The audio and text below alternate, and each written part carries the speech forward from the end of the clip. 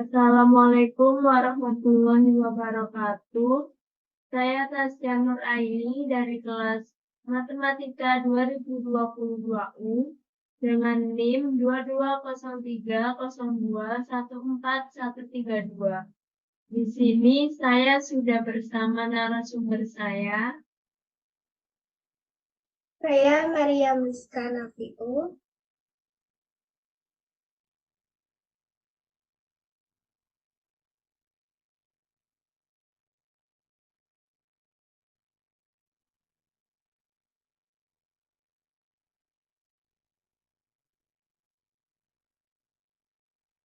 Baik, pada kali ini saya dan narasumber saya akan membahas mengenai problematika berbangsa dan bernegara.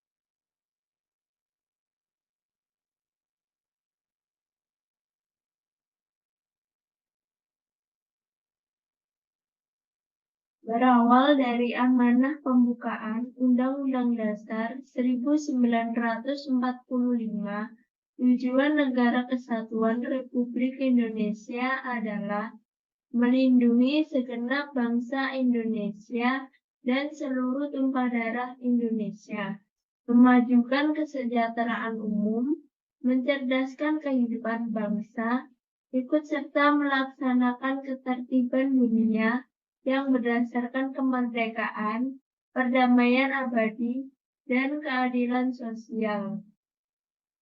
Tujuan negara ini sungguh mulia, melalui pendiri bangsa atau Founding Fathers bertekad agar penerus bangsa memperoleh kesejahteraan atau tidak miskin, aman atau tidak terpecah belah, dihargai bangsa lain atau tidak dijajah, serta madani atau berperadaban. Mari kita mundur mencermati sejarah. Dimulai dari era proklamasi, bicara pembangunan untuk memajukan kesejahteraan umum dan mencerdaskan kehidupan bangsa belum dapat sepenuhnya dilakukan. Ada hikmah di periode ini, yaitu bangsa Indonesia berhasil menerapkan semangat persatuan Indonesia sebagai landasan perjuangan. Pada periode pasca pengakuan kedaulatan, bangsa Indonesia mengalami masalah politik pecah belah atau divide et impera yang dilakukan oleh kaki tangan bekas kolonial Belanda. Sejak tahun 1950 hingga 1959, bangsa Indonesia mengisi kemerdekaan dengan pembangunan kebangsaan dan semangat nasionalisme. Di masa ini, perekonomian masih diwarnai oleh kegiatan ekonomi tradisional dan sangat tergantung dengan aktivitas pertanian. Pembangunan belum dapat berjalan dengan komprehensif karena pemerintahan yang silih berganti. Hikmah yang menonjol di periode ini adalah bangsa Indonesia belajar memahami nilai-nilai demokrasi dan persatuan. Periode 1960 sampai 1966, pembangunan diwarnai oleh perjuangan kemerdekaan bangsa Indonesia di kawasan Asia dan Afrika. Peranan bangsa disegani dan dihormati oleh bangsa-bangsa lain di dunia. Sayangnya, potensi itu belum membawa manfaat secara optimal bagi peningkatan kesejahteraan umum. Hikmah di periode ini adalah ujian mempertahankan persatuan Indonesia, khususnya, dan mempertahankan Pancasila umumnya. Indonesia melaksanakan pembangunan dalam arti yang sesungguhnya sejak tahun 1969 hingga 1997, sepanjang 28 tahun. Pembangunan secara umum diarahkan guna meningkatkan kesinambungan pembangunan. Pembangunan demikian diarahkan untuk memupuskan kesenjangan dan mewujudkan kesejahteraan rakyat. Arah pembangunan ini membuahkan hasil yang cukup baik pada sisi pertumbuhan ekonomi, yang didorong oleh sisi konsumsi dan perdagangan luar negeri. Namun, pada sisi distribusi atau pemerataan, ternyata belum berjalan dengan baik, sehingga kesenjangan sosial ekonomi masih bisa dijumpai pada beberapa faktor. Oleh karena itu, kesejahteraan umum pun masih belum sepenuhnya tercapai. Sementara itu, kesinambungan pembangunan pun tidak dapat terpenuhi, sehingga Indonesia tidak mempunyai fondasi yang kokoh dalam menjaga tujuan bernegara. Akibatnya, di periode ini mengalami goncangan moneter di pertengahan tahun 1997 dan dijuluki periode ketidakmampuan bangsa Indonesia dalam menghadapi tantangan internal. Tantangan itu berupa kesenjangan sosial, ekonomi, dan ketidakadilan yang kronis, ketidakmampuan dalam mengelola perkembangan arus globalisasi dan implikasinya terhadap kondisi makro di dalam negeri. Hikmah utama periode ini adalah sistem pemerintahan yang ditopang oleh Persatuan Indonesia, memperkukuh penyelenggaraan pembangunan nasional untuk mewujudkan tujuan negara. 5 tahun setelah periode ini, yaitu tahun 1998 sampai 2004, bangsa Indonesia menghadapi tantangan pembangunan warisan periode sebelumnya, kesenjangan dan ketidakadilan. Kondisi kesenjangan masih ditemukan di sektor sosial ekonomi secara bersamaan. Kesenjangan ini memicu suramnya kesejahteraan rakyat. Diperparah dengan administrasi negara yang mengalami ketidakefisienan dalam mengelola pembangunan dan pelayanan publik. Dunia usaha kehilangan kesempatan untuk mengelola potensi usaha. Masyarakat kehilangan inisiatif dan kreativitas untuk menjadi pemeran utama pembangunan. Ketidakadilan ditandai oleh adanya standar yang berbeda bagi sejumlah kelompok warga negara dalam pembangunan, penegakan hukum, dan peranan politik, turut memberikan kontribusi memburuknya kesejahteraan bangsa. Akibat yang mendalam adalah potensi dan kekuatan bangsa Indonesia tidak mampu bersinergi secara sistem politik yang demokratis dituangkan dalam konstitusi, termasuk pemilihan kepemimpinan secara nasional, regional maupun lokal, yang telah menitikberatkan rakyat sebagai pemegang kedaulatan. Dengan cara ini diharapkan akan melahirkan pemimpin dengan misi membangun bangsa yang kuat dan modern dan bermartabat. Sejarah panjang bangsa ini dalam membangun Negara Kesatuan Republik Indonesia atau NKRI penuh dengan tantangan dan hambatan serta pengorbanan. Tantangan itu bisa muncul dari luar, yaitu upaya-upaya pihak asing melakukan intervensinya terhadap independensi Indonesia maupun melakukan penjajahan ala modernisasi dengan maksud setidak-tidaknya mengalami ketergantungan kepada mereka atau negara luar.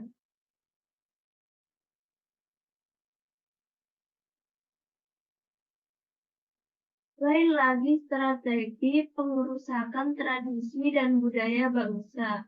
Paham modernisasi yang berlebihan, kapitalis dan liberal yang ditanamkan dan disebarluaskan kepada kita, sehingga meruntuhkan pemikiran atau paradigma kapital sosial. Begitu juga dari dalam. Terjadi konflik horizontal dengan isu perbedaan pendapat dan cara. Aksi teroris yang mengatasnamakan sebuah misi penyelamatan dan penegakan kebenaran yang menurut pandangan keliru, mencontreng citra bangsa. Praktek penggerogotan aset dan keuangan negara seolah dilakukan secara estafet. Penyelenggara negara seyogyanya sebagai pelaku membangun bangsa malah menampilkan perilaku buruk dan tidak bermoral kepada rakyat, semisal perilaku korupsi, kolusi, dan nepotisme atau KKN. Suap hingga praktek asusila atau prostitusi dan skandal perselingkuhan. Ironisnya, ditemukan aktor intelektual yang bermain di belakang layar sebagai penyandang dana, mengatur rencana sampai kepada instruktur eksekusi dalam misi kejahatan yang melawan hukum, merusak aset negara, hingga pada upaya menghilangkan nyawa orang lain. Uraian di atas menunjukkan begitu kompleksnya masalah ini. Setiap bidang mengalami problem yang beresiko terhadap kemajuan NKRI. Persoalan yang ada menunjukkan keterlibatan semua pihak sebagai pelaku masalah, baik itu penyelenggara pemerintah, pihak swasta yang tidak peduli, dan masyarakat yang juga turut terkontaminasi suasana kurang sehat tersebut. Meski kompleks, bukan berarti kita biarkan tanpa upaya perubahan. Setelah apa yang saya paparkan sebelumnya mengenai apa saja problematika atau permasalahan berbangsa dan bernegara, bisakah kakak menyebutkan pendapat kakak mengenai upaya perubahan bangsa untuk menggerakkan kekuatan bangsa kita ini?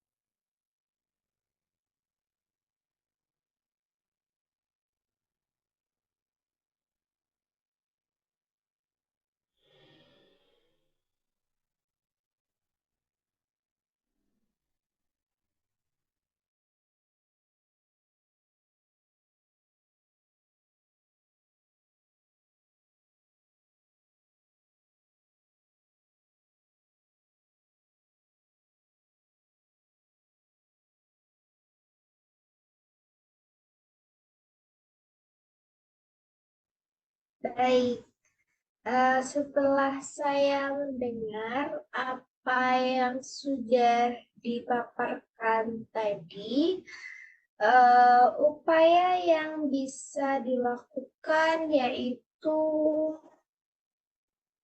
yang pertama, kita bisa mendidik bangsa Indonesia menjadi bangsa yang mampu mengamalkan norma-norma agama dalam setiap segi kehidupannya.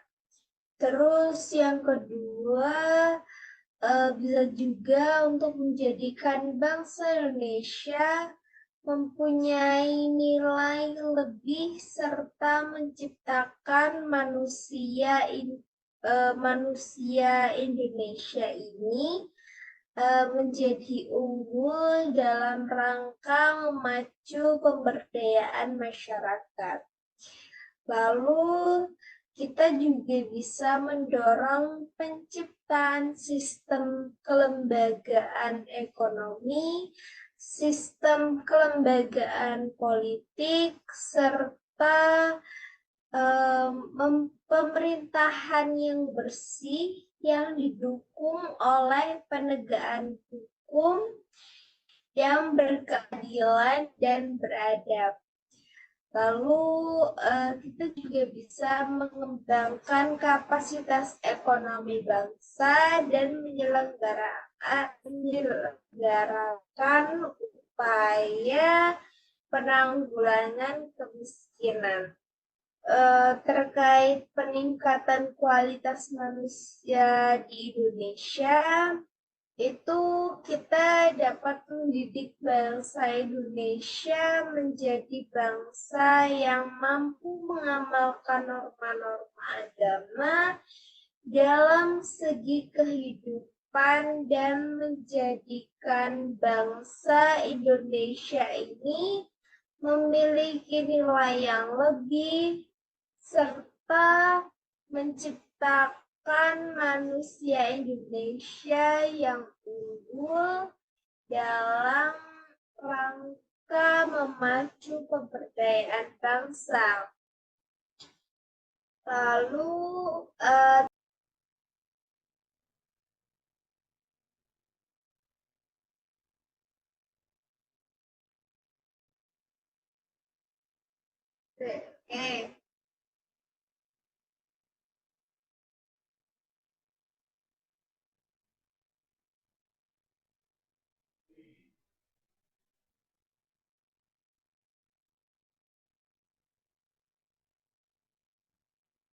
selanjutnya, pada penguatan kelembagaan pembangunan bangsa merupakan upaya untuk mendorong penciptaan sistem kelembagaan ekonomi serta sistem kelembagaan politik dan pemerintahan yang bersih, efisien, dan efektif.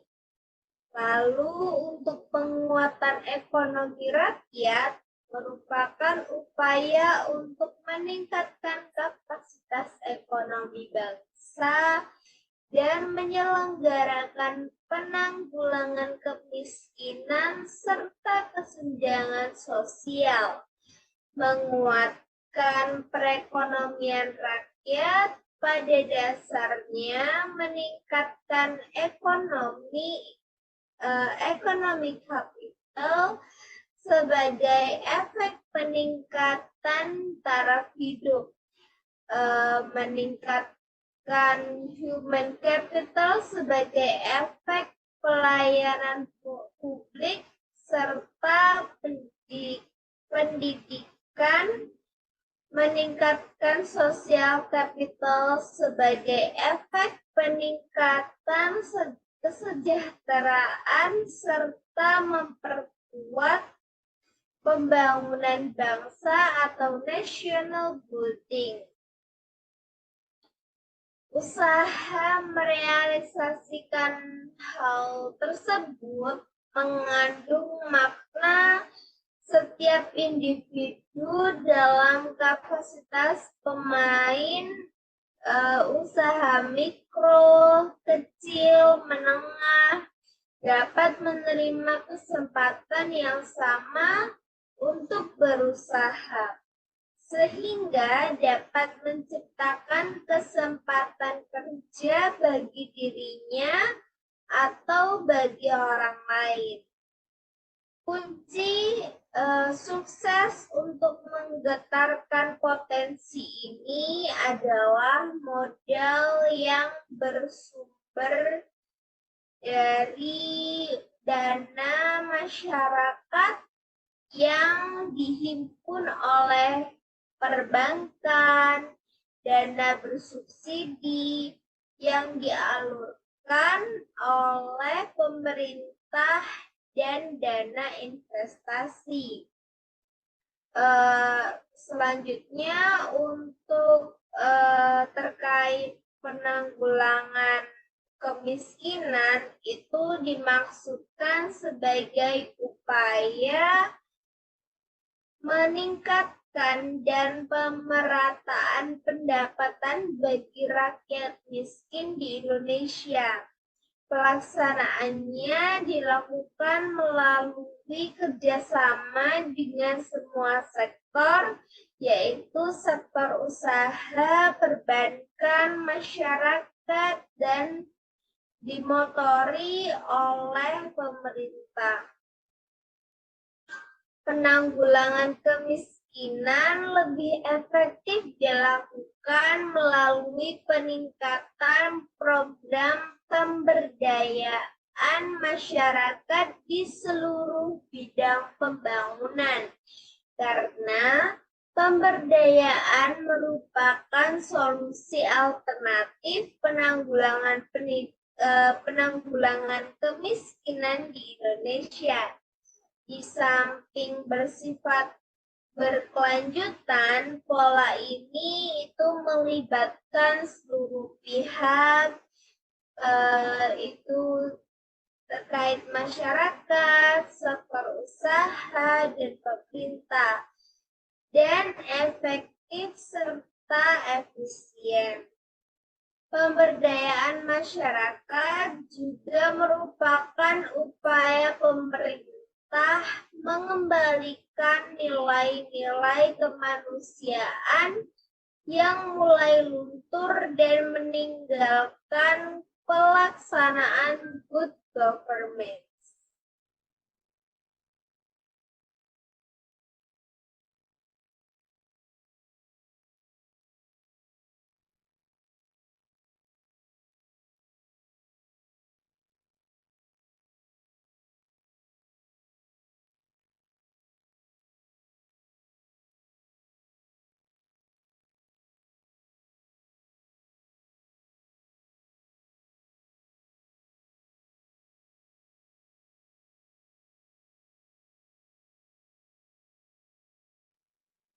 Baik, terima kasih atas pendapat tentang upaya yang diberikan untuk menanggulangi problematika berbangsa dan bernegara di Indonesia.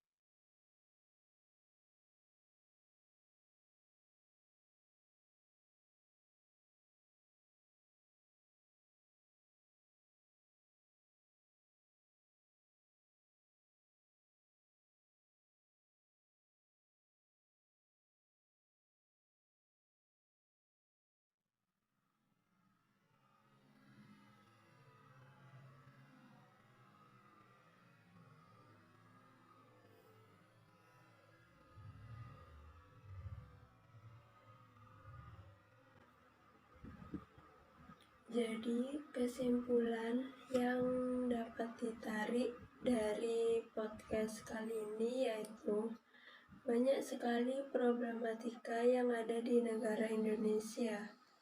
Hal tersebut bisa terjadi karena adanya faktor dari luar dan faktor dari dalam negara.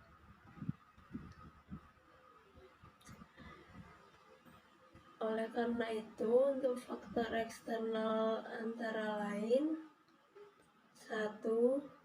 Upaya-upaya pihak asing melakukan intervensinya terhadap independensi Indonesia.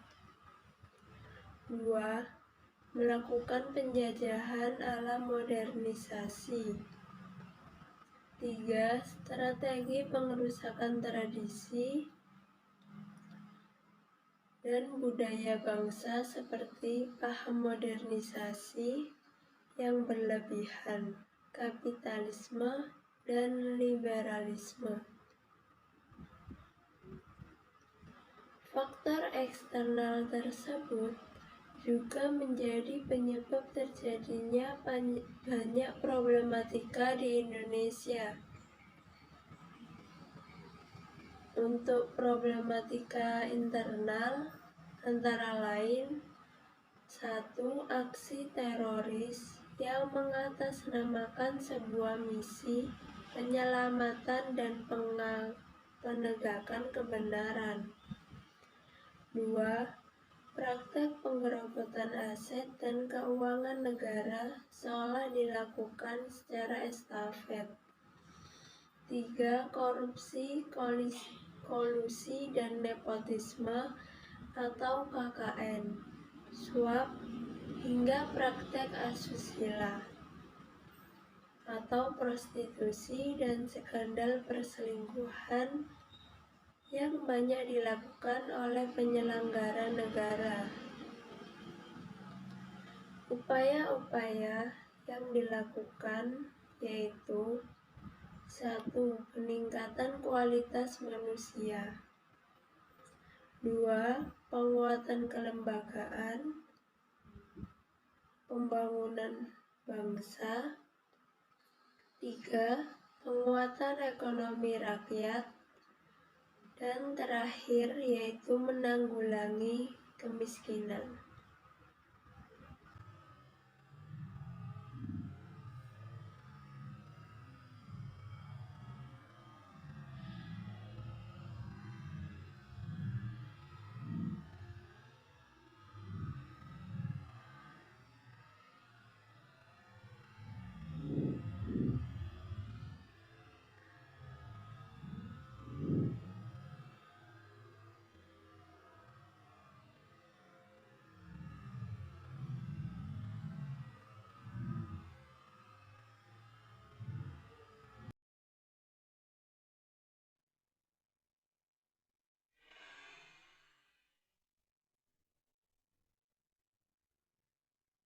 Baik, terima kasih atas waktu yang sudah diluangkan dan terima kasih telah berpartisipasi sebagai narasumber saya.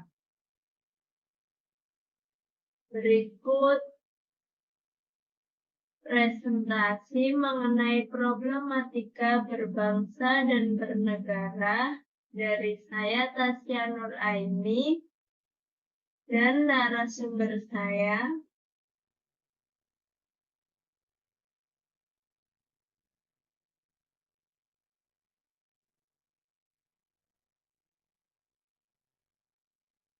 Saya Maria Misanakitu.